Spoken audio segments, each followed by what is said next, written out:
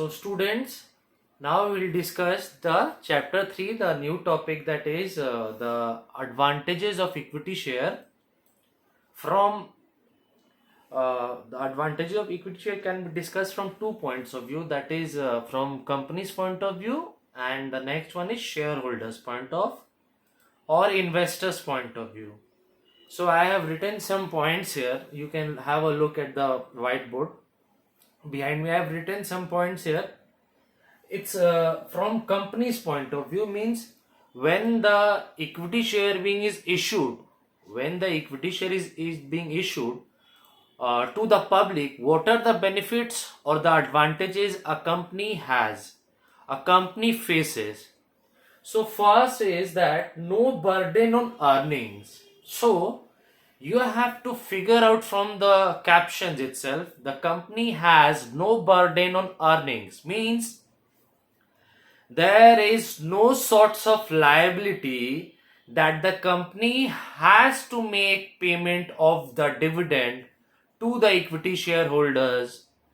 So there is no fixed burden on earnings, and the company can utilize those funds for better expansion and modernization of business. So here is written no burden on earnings, means the equity shareholders can get their dividend, or the equity shareholders can receive their dividend if and only the management or the board of directors decide. So there is no fixed and permanent burden on earnings, because the management or the board of directors have their discretion or power. If the company has the adequate or the surplus amount of profit, then only the company can make a declaration of dividend to the equity shareholders after meeting all the obligations and payment of all the liability. So as you can see here, I have written here, dividend is payable. Dividend is payable to the equity shareholders, but there are some terms and conditions that the company must possess, or the company must have adequate or sufficient profits, and then they can, it's upon the management discretion to declare the dividends after meeting all the obligations and the liabilities. So subject to the availability of adequate profits, and the company is under no obligation to pay the equity shareholders dividend. The company has more promises and more commitments to meet, so the company will first meet all the other obligations and liabilities.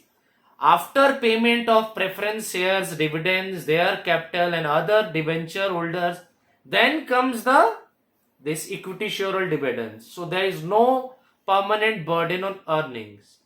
Now we move to the next point, that is source of strength.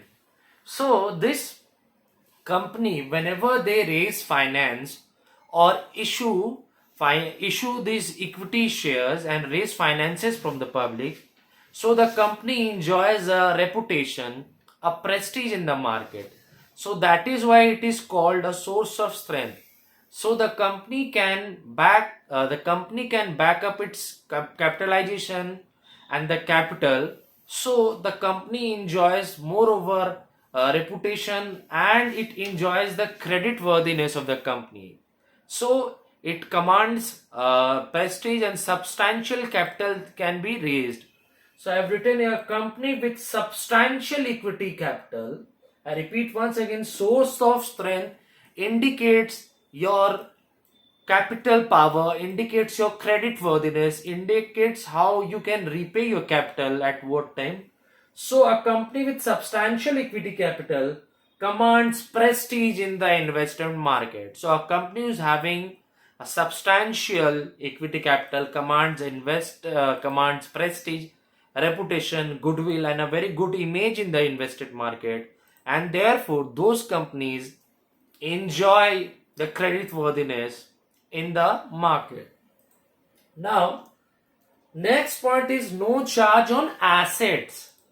So as you can see from, as you can think and figure out from the heading, no charge on assets. So a company, whenever they are issuing equity shares, they do not create any charge on assets. Means that the company does not mortgage or hypothecate or pledge the assets to the holders.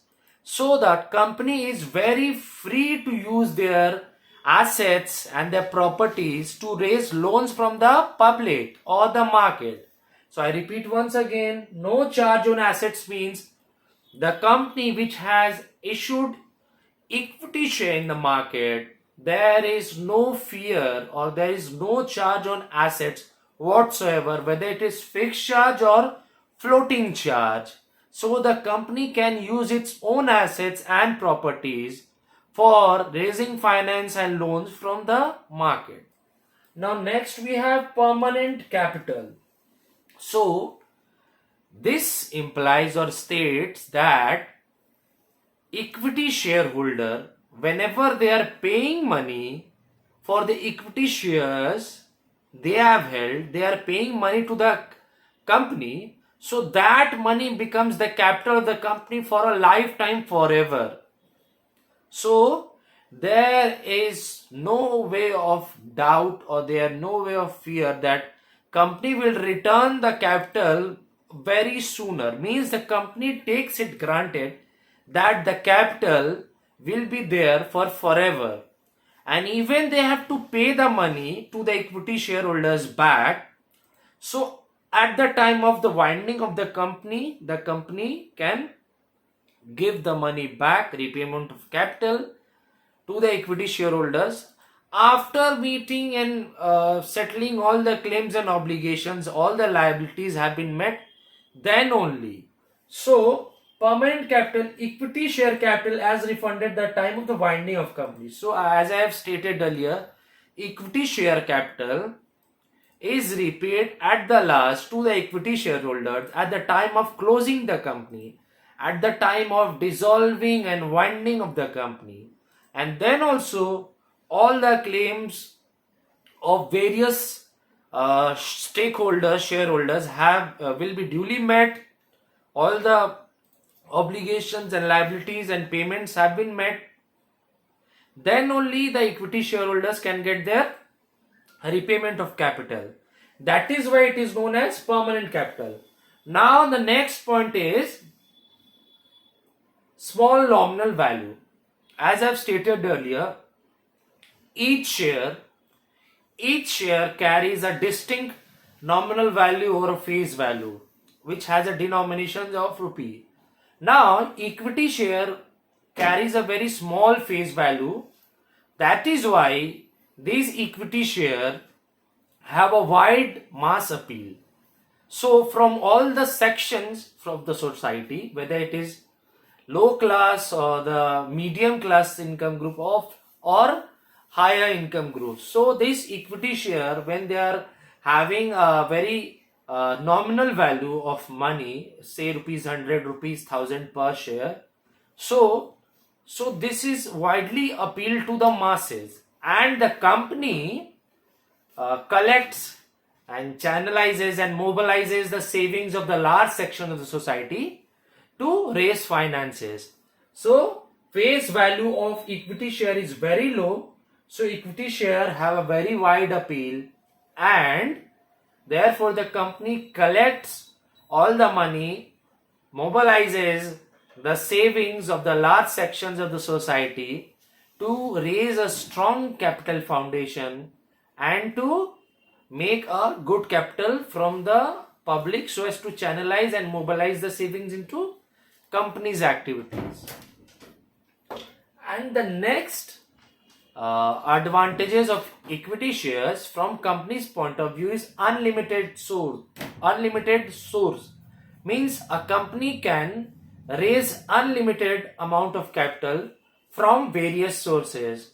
So as we have covered the company's point of view, no burden on earnings, source of strength, no charge on assets, permanent capital, small nominal value, and unlimited capital source. So These are the 6 points which we have discussed. So go through the points very precisely, dedicatedly, and attentively. So all of you go through the points, watch the video several times, and listen to the audio clip several times so as to grab the meaning, content, and concept of it. And if you do have the book, please refer the book, go to the book, read it several times, match with the video, tally with the book. And if then also if you have any sorts of doubt, please revert back it to me so I can help you, give you some assistance regarding that. And in the next video, we'll discuss from the shareholders point of view or the investors point of view regarding the equity shares.